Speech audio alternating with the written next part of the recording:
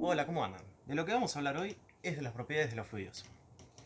En primer lugar, lo que tenemos que hacer es definir qué es un fluido. Un fluido es aquella sustancia que cuando se aplica un esfuerzo cortante se deforma y continúa deformándose hasta que se deje de aplicar ese esfuerzo cortante.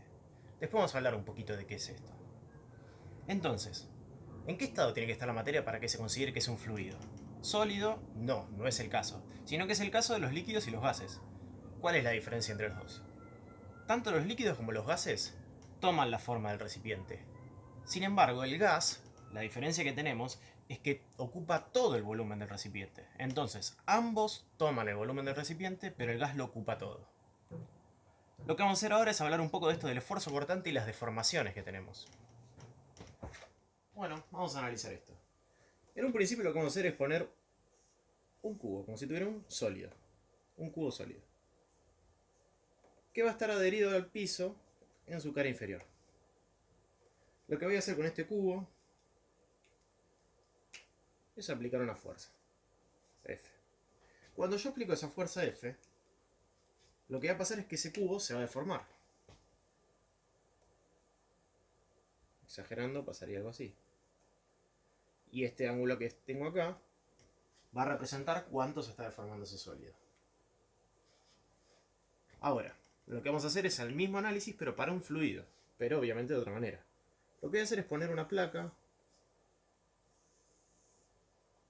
muy grande, una superficie grande, que va a estar fija al piso.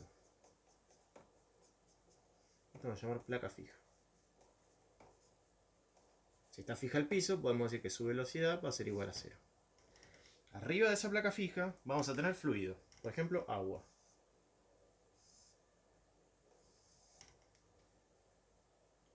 Y arriba del agua vamos a poner otra placa. En este caso esta placa va a ser una placa móvil. ¿Por qué? No está fija al piso, sino que está apoyada sobre el líquido. ¿Estamos? Esa placa va a tener cierta velocidad si yo le aplico una fuerza F.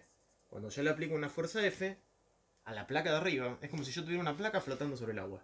Si esa placa le aplico una fuerza F, va a empezar a moverse con una velocidad, que esa velocidad la vamos a llamar velocidad máxima.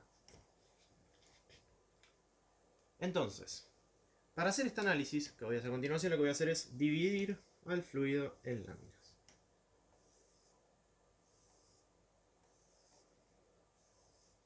Por un principio llamado principio de no deslizamiento, que me dice que, por ejemplo, si yo tengo una partícula de fluido acá en contacto con la placa fija, tiene que tener la misma velocidad que la placa fija. Por lo tanto, este punto va a tener velocidad 0. Ahora, si yo agarro una partícula de fluido en contacto con la placa móvil, vamos a ponerle nombre para que no queden dudas, esta es la placa móvil, lo que va a pasar con este punto o esta partícula de fluido en contacto con la placa móvil es que va a tener la misma velocidad de la placa móvil. Por lo tanto, se estaría desplazando a una velocidad que vamos a llamar velocidad máxima, que es la misma que la de la placa móvil. Entonces, este punto o esta partícula tiene velocidad 0 y esta partícula velocidad máxima. Es decir, que la lámina de fluido en contacto con la placa fija tiene velocidad 0 y la lámina de fluido en contacto con la placa móvil tiene una velocidad igual a velocidad máxima. Si nosotros graficamos la velocidad que tiene cada lámina de fluido, nos quedaría algo así. ¿Estamos? Donde la lámina, como les dije, pegada a la placa móvil tiene velocidad igual a la placa móvil, que es velocidad máxima, y la lámina pegada a la placa fija, velocidad 0. Si yo aumento esta fuerza F, esta velocidad máxima aumenta. Si yo bajo esta velocidad F, esta velocidad máxima se ve reducida. Y mientras se aplique la fuerza en forma constante, es decir, que esta F tenga el mismo valor, la velocidad esta se va a mantener con el mismo valor. Esto es algo similar a lo que pasaría con un libro. Entonces, si yo agarro un libro, puedo hacer una analogía con algo similar. Donde la placa móvil sería la tapa superior, la placa fija sería la tapa inferior, y las diferentes láminas de fluido serían las diferentes hojas del libro. Entonces, yo tengo el libro. Yo si hago una fuerza muy chica, se va a mover a una velocidad constante chica. Y pueden ver cómo la hoja que está pegada a la tapa de abajo está quieta y la hoja que está pegada a la tapa de arriba se mueve a la misma velocidad que la tapa de arriba, a una velocidad constante. verificando eso del principio de no deslizamiento. Entonces, yo aplico una fuerza chica, se mueve de forma constante. Obviamente tengo un límite porque tengo el lomo del libro. Y si yo aplico una fuerza grande, se mueve rápido. ¿Estamos? Pero siempre mostrando lo mismo. Bueno, entonces, para terminar con esto, ¿qué es lo que teníamos acá? En ambos casos, cuando yo aplicaba una fuerza, tanto en el sólido como en el fluido, veía que se manifestaba un fenómeno físico. En el sólido, cuando yo aplicaba una fuerza, se manifestaba una deformación. Más grande o más chica, dependiendo si la fuerza era más grande o más chica. En el caso de un fluido, cuando yo aplico una fuerza, no tiene sentido hablar de deformaciones porque está todo en continuo movimiento, está desplazándose. Entonces pierde un poco el sentido hablar de deformaciones. Lo que se genera cuando yo aplico una fuerza es un esfuerzo cortante, que hace que las láminas de fluido traten de deslizarse entre sí. Eso genera una diferencia de velocidades. Entonces, aplicar esta fuerza me genera una diferencia de velocidades. ¿Entre qué punto? Entre, por ejemplo, este punto de partícula de fluido acá y esta de acá. Esta partícula de fluido se mueve a velocidad máxima y esta está a velocidad cero, porque está apoyado sobre la placa fija. Entonces, podemos ver que mientras más grande sea esta fuerza, mayor va a ser la diferencia de velocidad. Entonces, más grande va a ser esta velocidad máxima. Si esta fuerza es más chica, esta velocidad máxima o la diferencia de velocidades va a ser menor. Y si la fuerza es cero, la velocidad máxima va a ser igual a esta velocidad de acá. Por lo tanto, va a ser cero. Por lo tanto, podemos establecer que hay una proporcionalidad entre la fuerza y la velocidad. ¿Pero qué es lo que pasa? Yo hago esto, por ejemplo, con un líquido que es agua, aplico una fuerza y voy a ver que la placa móvil se va a desplazar a cierta velocidad. Ahora, si esto lo hago con aceite, voy a ver que aplicando la misma fuerza, la velocidad a la que se desplaza la placa móvil es más chica. Esto entonces me está diciendo que hay una propiedad del fluido que me va a relacionar la fuerza con la velocidad. Y eso es lo que se llama viscosidad. Esta viscosidad va a ser más grande, por ejemplo, en el aceite y más chica en el agua.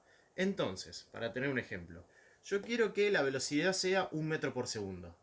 Y tengo agua, que tiene cierta viscosidad. Entonces, para desplazar la placa móvil a 1 metro por segundo en agua, voy a tener que aplicar una fuerza. Ahora, si yo uso como fluido aceite, esta viscosidad va a ser más grande. Y si yo mantengo el valor de la fuerza, la velocidad va a ser más chica. Entonces, esta viscosidad va a ser una propiedad que me va a relacionar la fuerza y la velocidad. Y lo que hace la viscosidad es oponerse a este esfuerzo cortante, generando que estas diferencias de velocidades sean más chicas cuando aumenta la viscosidad. La viscosidad sería como una resistencia a fluir.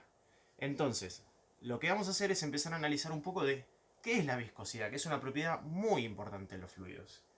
Entonces vamos a hacer un análisis sobre esto. Bueno, entonces hablamos de viscosidad, que es una propiedad de los fluidos. Esta propiedad define cuánta oposición va a ofrecer un fluido a la deformación cuando se lo somete a un esfuerzo cortante. Esta viscosidad, dijimos, la vamos a llamar con la letra mu. Pero no quiero que se confunda para nada con lo que es la densidad. Una cosa es viscosidad y otra cosa es densidad. La densidad, que la vamos a llamar con la letra ρ, es masa sobre volumen. Y otra cosa es viscosidad, que está relacionada con la resistencia a fluir. No tiene nada que ver una cosa con la otra. ¿Estamos? Como dijimos, densidad es una relación entre la masa y volumen. Y acá resistencia a fluir. Digamos, no tiene nada que ver una cosa con la otra. Porque lamentablemente muchas veces se confunde cuando se dice que un fluido o un líquido es muy denso con que es muy viscoso. No tiene nada que ver una cosa con la otra. Lo que vamos a hacer es corroborarlo haciendo un ensayo. La viscosidad se puede medir de muchas maneras. Por ejemplo, la manera es tirar, por ejemplo, una bola de acero en un tubo con un fluido y si tarda más en llegar al fondo es porque es más viscoso. Vamos a hacerlo de otra manera nosotros, que es usando algo similar a lo que sería una copa Ford. La copa Ford es como si fuera un pequeño depósito con un agujero calibrado abajo chiquito. Entonces, el tiempo, cuando yo lo lleno con el fluido, el tiempo que va a tardar en desagotar todo el fluido está relacionado con la viscosidad. Si tarda más en desagotarse, es que es más viscoso. Si tarda menos en desagotarse, es que es menos viscoso. Y el ensayo nosotros lo vamos a hacer comparando agua y aceite. Ya creo que todos sabemos cómo va a terminar. Bueno, vamos a hacer el ensayo.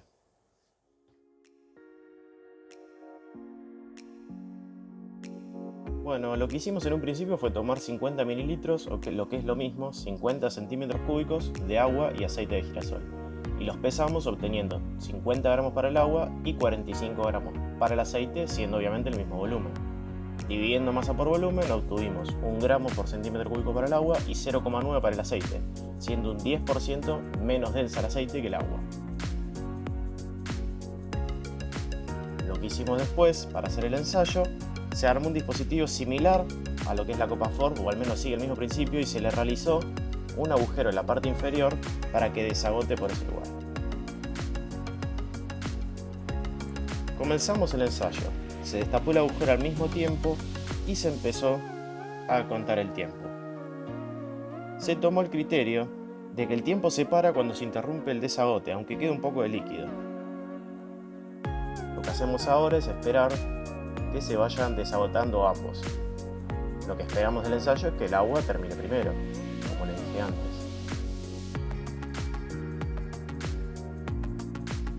Ahí terminó el agua, 28 segundos.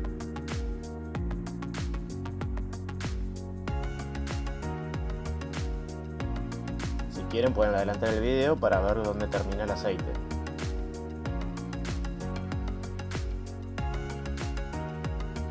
Resalto que es un ensayo comparativo, no estamos midiendo viscosidad bajo ninguna condición o método estándar. Lo único que estamos buscando con este ensayo es comparar viscosidades, comparar la del agua contra la del aceite.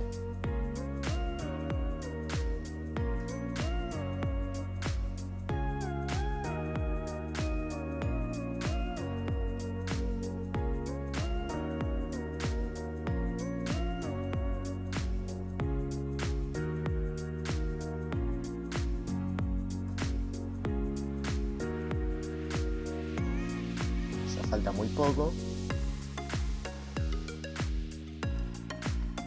Ahora terminó el aceite con 1 minuto y 30 segundos, viendo que es un fluido más viscoso y a la vez menos denso del agua, como podemos ver ahí. Por último, lo que vamos a hacer ahora es verificar nuevamente que el aceite es menos denso. Por eso podemos ver que el aceite queda flotando, se podría decir, sobre el agua.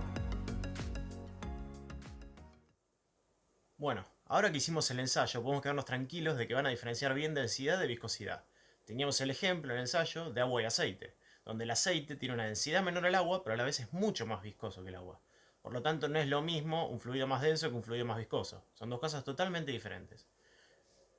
Acá pueden ver diferentes sustancias con su densidad y dos viscosidades. ¿Por qué? La viscosidad que nosotros estuvimos viendo y de la que estuvimos hablando es la viscosidad dinámica, pero a la vez hay otra viscosidad, que es la cinemática, que lo que hace es la división de la viscosidad dinámica por la densidad. Vamos a ver un poco qué es eso. Entonces, nosotros vimos la viscosidad dinámica con la letra mu. Si a esta la dividimos por la densidad, lo que obtenemos es la viscosidad cinemática con la letra nu, que es esta. Lo que vamos a hacer es repasar un poco las unidades, que es lo que lleva a la confusión normalmente acá.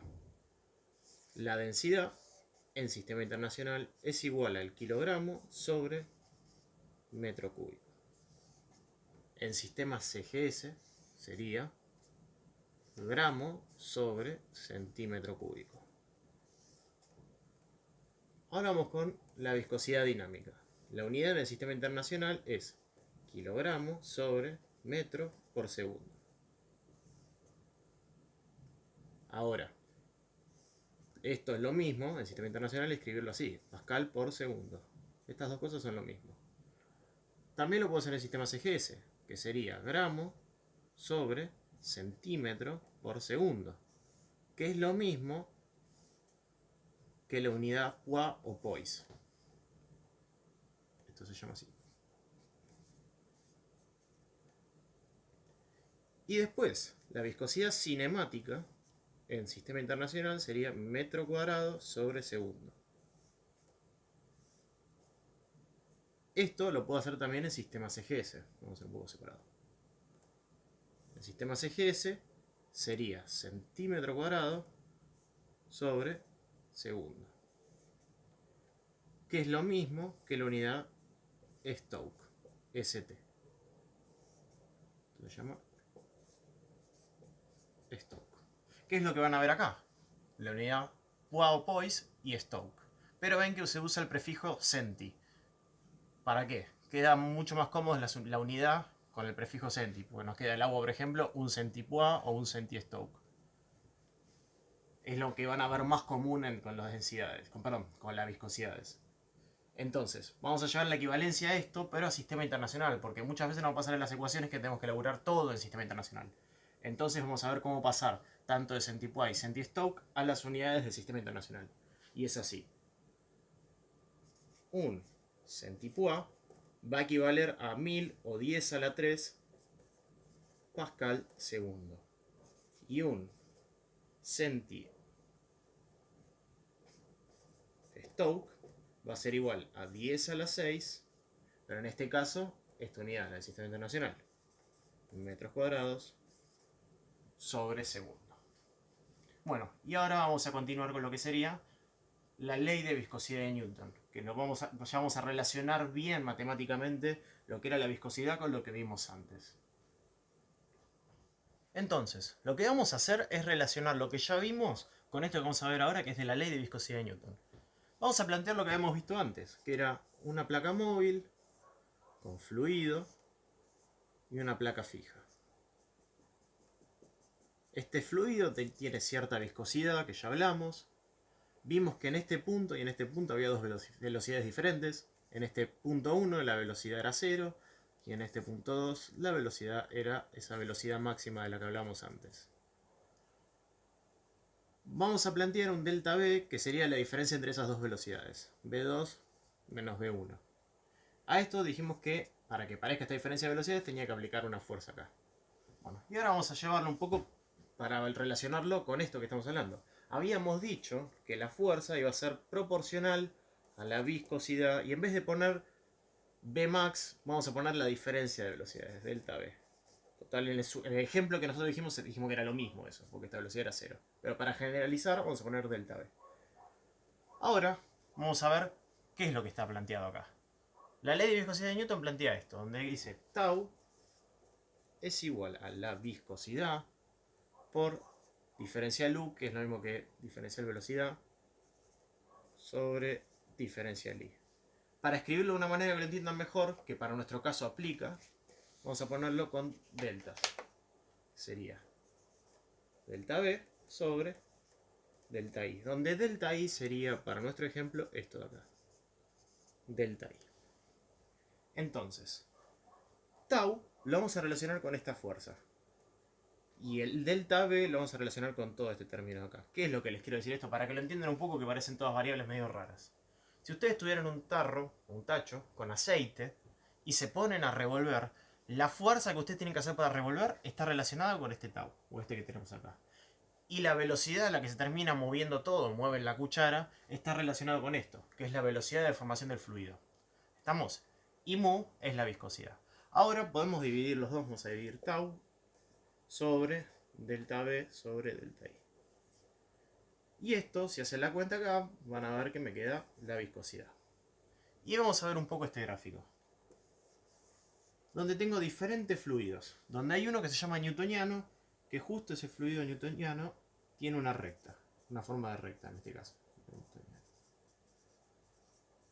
Esto sería tau, y esto es diferencial U sobre diferencial I. Entonces, ¿qué es lo que quiere decir que me da una recta? Si ustedes agarran y dividen, por ejemplo, vamos a este punto, divido tau por la velocidad de formación, diferencial U sobre diferencial I. Me va a dar la viscosidad, me da un valor. Si voy a este punto, me va a dar el mismo valor, me da la misma viscosidad. ¿Qué es lo que me quiere decir eso? Vamos al ejemplo que les dije cuando estaban revolviendo. Si ustedes revuelven lento o revuelven rápido, no importa, la viscosidad del fluido es la misma. Esa es una característica de los fluidos newtonianos. La viscosidad no varía con la velocidad de deformación. ¿Estamos? Revuelvan rápido, lento, para el caso que estamos diciendo, la viscosidad es la misma. Ahora, hay un fluido ahí que dice dilatante. Vamos a agarrar un poco acá.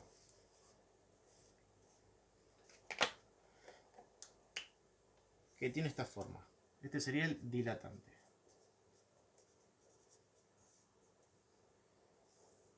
Y este de acá es el pseudoplástico. También hay otros más ahí que son plásticos. pseudoplástico. El dilatante, donde podemos ver un ejemplo práctico, es una mezcla de agua con maicena. Van a ver, con esa mezcla, que si ustedes revuelven lento, la viscosidad es muy baja. No hay problema, medio agarran maicena con agua, generan esa mezcla, meten el dedo adentro, meten la mano adentro lenta del fluido, se parece que es un líquido. Ahora, tratan de revolver rápido o le pegan una piña, si quieren el fluido, después vamos a ver un video, se comporta como un sólido, que sería un fluido con una viscosidad muy grande. Eso es lo que pasa con los fluidos dilatantes. Los pseudoplásticos pasa algo similar, pero al revés, que es por ejemplo el ketchup. El ketchup, si ustedes lo tienen fijo sin aplicarle ninguna fuerza, parece un sólido. Es muy viscoso. Pero cuando ustedes le generan una deformación, su viscosidad baja. Digamos, en ambos casos, tanto el pseudoplástico como el dilatante, sus viscosidades no son constantes. Son fluidos no newtonianos, no respetan esto. Ahora, los fluidos newtonianos tienen viscosidad constante, como es el caso de la gran mayoría de los fluidos con los que vamos a trabajar, como el aceite, como el agua. ¿Estamos? Ahora lo que vamos a hacer es les voy a mostrar algunos videos de estos casos para que lo entiendan. Más que nada el que es muy llamativo es el caso del agua con maicena, que es el caso del dilatante. Para cerrar un poco lo que vimos en el video, lo que vamos a hacer es explicar un poco el tema de qué es lo que pasa con la viscosidad. Entonces, vamos a hacer un gráfico donde vamos a tener acá la velocidad de deformación, que es lo mismo este término que está ahí, velocidad de deformación.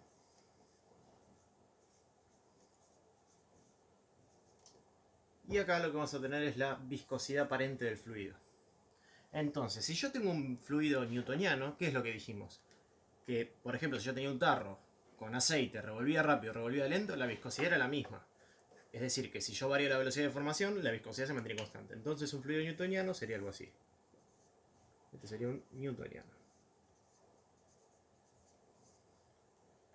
Ahora, en el caso de la maicena, vieron que si yo lo deformo lentamente, es decir, pongo la mano, revuelvo lento, se comporta como un líquido. Ahora, si yo revuelvo rápido, le pego una piña, cualquier acción que genere una velocidad de formación rápida, hace que la viscosidad sea muy grande. Entonces se comporta como si fuera algo así. Este sería el caso del dilatante. Es el caso de agua con maicena que viene en el video. Y el caso del ketchup sería en el caso del pseudoplástico, que se comporta de una forma que es algo así. ¿Estamos? Que cuando la velocidad de formación aumenta, que sería el caso del pseudoplástico,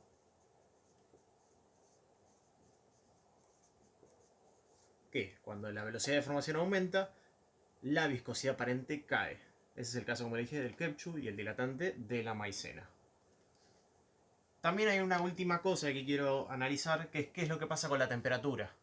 La temperatura genera que la viscosidad baje. Eso es lo típico que veían en el aceite del motor de los autos. Cuando la temperatura es baja, el aceite está muy viscoso. Y cuando la temperatura es alta, el aceite está mucho menos viscoso. Fluye mucho más fácil. Eso es algo muy importante cuando se analiza todo el tema de lubricación. En el auto es un punto, un lugar particular donde se analiza. Bueno, ahora vamos a seguir con otras propiedades, las últimas propiedades que me interesa que sepan de los fluidos. Bueno, en primer lugar lo que vamos a analizar es la densidad. La densidad ya hablamos, que es la densidad ρ es igual a masa sobre volumen. Pero aparece algo más ahí también, que es la densidad relativa.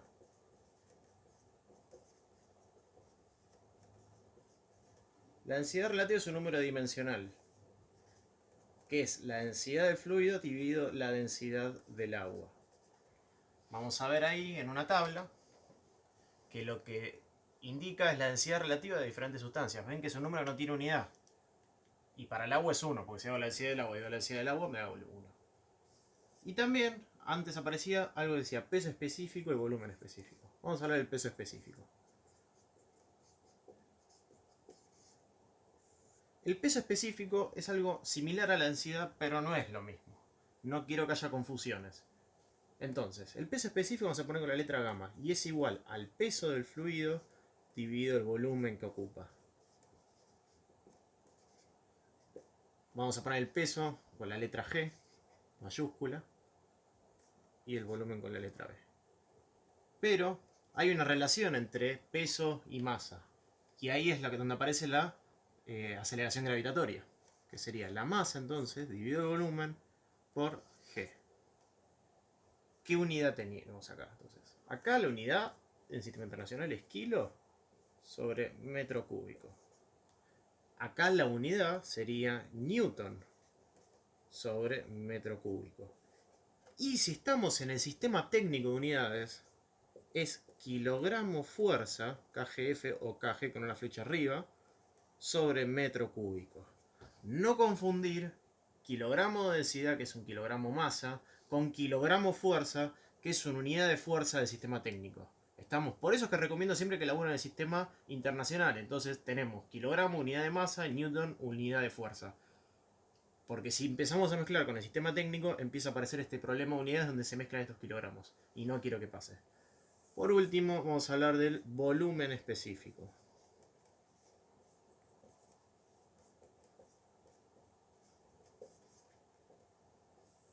El volumen específico es igual al volumen dividido la masa. Es decir, que es la inversa de la densidad. B sobre M. Y esto es igual a 1 sobre la densidad. Estamos en la inversa de la densidad. Pero se va a ver mucho con los fluidos. Es normal ver volumen específico en vez de densidad. ¿Estamos? Pero más que nada, donde quiero hacer énfasis es en esto, donde se llegan a confundir las unidades y es cuando empiezan los problemas cuando hacemos los ejercicios. Bueno, y ahora con lo que vamos a seguir es con los coeficientes de dilatación volumétrica. Algo simple pero de lo que necesito hablar. Bueno, como dijimos antes, los fluidos, por ejemplo, cambiaban su viscosidad cuando había un cambio de temperatura. Algo que también cambia cuando cambia la temperatura es su volumen específico, o su densidad, o su volumen, mejor dicho. Entonces, ¿qué es lo que pasa? Esto específicamente lo vamos a hablar para lo que serían los líquidos. En el caso del líquido, el volumen final va a ser igual a su volumen inicial por 1 más alfa delta T. Donde este sería el volumen final, volumen inicial, alfa sería el coeficiente de dilatación volumétrica y delta T sería la diferencia de temperatura. Vamos a ver ahí entonces diferentes coeficientes. Por ejemplo, para el agua, mercurio, nafta y diferentes más. Pero esto, como les dije, es por cambio de temperatura y para líquidos. En el caso de que tenga, por ejemplo, esto sería presión constante. Si yo tengo un cambio de presión, ¿qué piensan? ¿Que los fluidos se van a contraer si yo los comprimo? Y la verdad es que casi nada se comprimen. Cuando yo, por ejemplo, al agua le aplico esta presión atmosférica y la comprimo a una atmósfera más, se va a comprimir muy poco. Podemos hablar de menos del 0,00, digamos, es muy poco lo que se comprime. Es por eso que los líquidos podemos decir o asumir que son incompresibles. Ahora, si la presión es muy grande, sí se va a ver reducido su volumen. Por ejemplo, en las máquinas de corte por agua, donde se usa una presión muy grande, en esos casos sí se tiene que considerar cuánto se comprime el agua, porque estamos hablando de valores muy elevados de presión. Ahora, para los valores de presión que vamos a tener, por ejemplo, en cañerías de las que nosotros vamos a hacer los cálculos, o una central hidráulica, y prácticamente lo podemos decir que es incompresible. No va a haber cambios por considerar que es un fluido incompresible en el caso de los líquidos. En caso de gases, ahí no. Nosotros acá, todo este análisis que hicimos recién es para el caso de líquidos. En el caso de gases, lo que va a aparecer ahí, que ustedes ya conocen, es la ecuación de los gases. Ahí van a relacionar volumen, presión, temperatura, que son variables de las que vamos a hablar ahora. Entonces vamos a hablar un poco de lo que es la presión. Bueno, la presión, ustedes ya la conocen como magnitud. Y está relacionada con una fuerza aplicada sobre una superficie. Es decir, que vamos a decir que es fuerza sobre superficie, sobre área. Entonces, si yo tengo una determinada superficie, S, y a esta le aplico una fuerza, voy a ver manifestada por esto una presión. Entonces, así de simple como parece, hay un problema con lo que es unidades por lo general. Porque tengo muchas unidades. Es una de las cosas donde más unidades voy a ver. Lo que hice para simplificar un poco es poner las unidades más usadas y referenciarlas a lo que es la presión atmosférica. Entonces acá encuentran en esta tabla la presión atmosférica en diferentes unidades. Para arrancar, una atmósfera equivale a la presión atmosférica, es una atmósfera. Pero también tengo, por ejemplo, pascales, 101.325 y así con diferentes unidades. Lo que yo quiero buscar es no que se sepan de memoria esos valores, porque no tiene sentido saberse para digamos, con la coma y los diferentes valores cuánto vale cada uno, sino que tengan una idea de más o menos por dónde andan. A ver, vamos a hablar, por ejemplo, la atmósfera. Una atmósfera es la presión atmosférica. Todo esto van a ser valores, lo que voy a escribir acá son valores de presiones atmosféricas.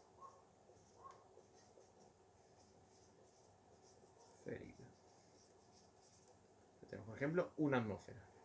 En bar, es otra unidad, sería aproximadamente igual a un bar.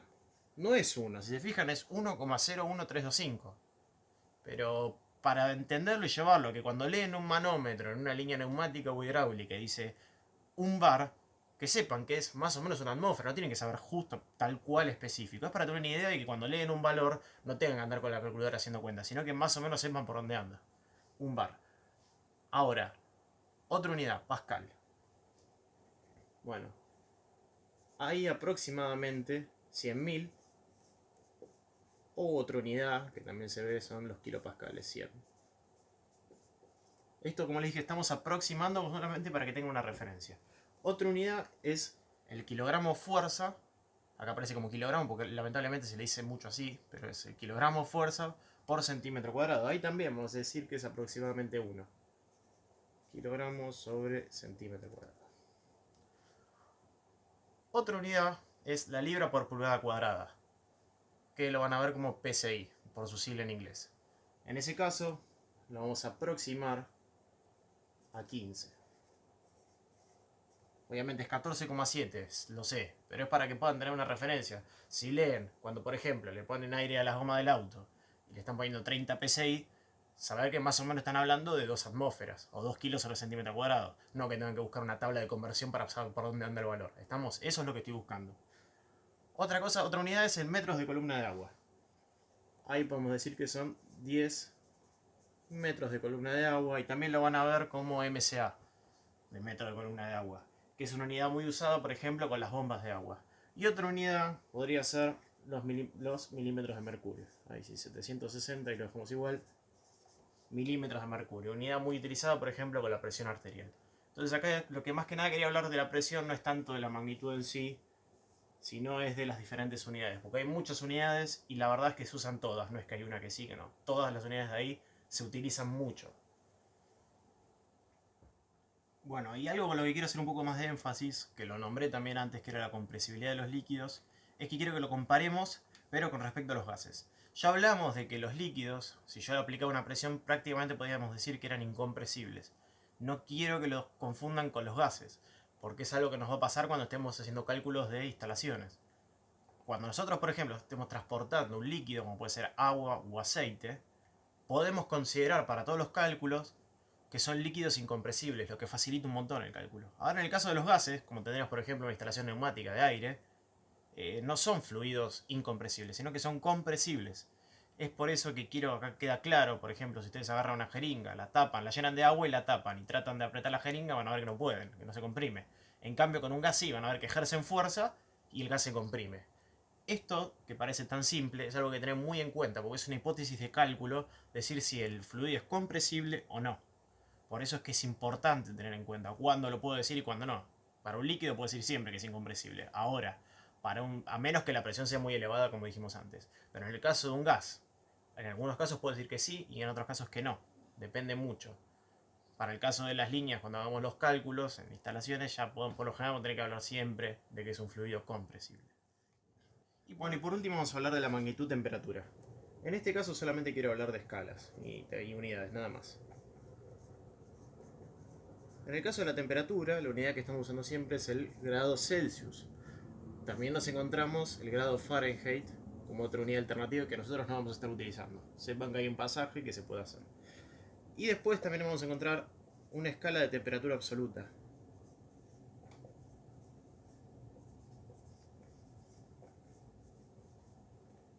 En este caso, vamos a estar utilizando el grado Kelvin Y como alternativa, como tenían el grado Fahrenheit, tendríamos el grado Rankine. Si ustedes quieren pasar de unidad, el grado Kelvin va a ser igual a el grado Celsius más 273 grados. En realidad hay algunos números más después de la coma, pero para encontrar el valor en forma aproximada sería esta cuenta. Bueno, y con esto estaríamos terminando todo lo que sería las propiedades de los fluidos.